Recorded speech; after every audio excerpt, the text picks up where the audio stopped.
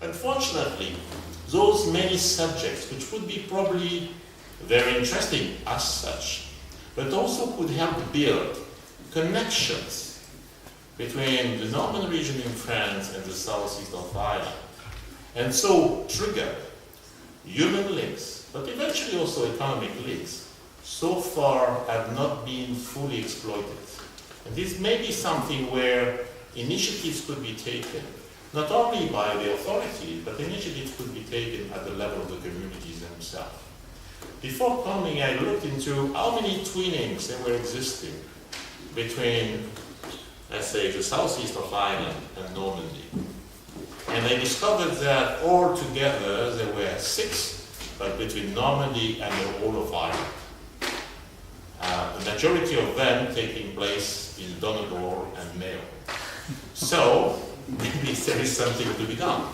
How does it happen that cities like Caen, which has been the capital of the Dukes of Normandy, has no strong link with Ireland?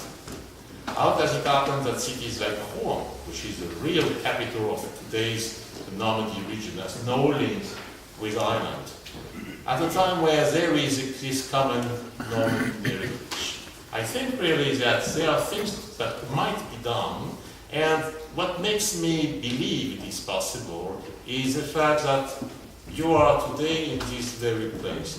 When you look at the very beautiful tapestries which has been realized by members of the community here and which are exhibited in this room, you see that the tradition of tapestry is strong, and it is felt by people as a way to tell their story. It's exactly what about 10 centuries before was done in Normandy when the Norman Duke went in order to conquer England. It's the same way where in Bayeux the ancestors of the Normans 10 centuries ago displayed their history through tapestry. So maybe there is also their connection. What we discussed also with you, especially Malcolm, is yes, we could eventually build this relation between Normandy and the southeast of Ireland. It's a unique connection.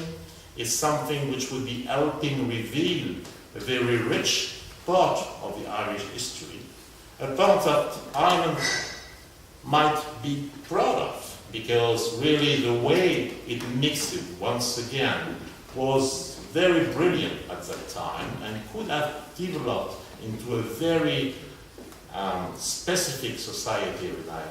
But it's a way maybe to lay ground for future discovery of the more general Norman heritage, because this heritage is not only in Normandy and here in Ireland, it's also an heritage which is strong in the UK.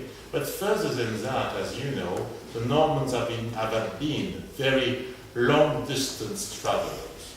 So from Sicily to Spain, from Italy to the Near East, in fact, you have had at one stage Norman settlements, which for a period were vibrant and developed a very strong history.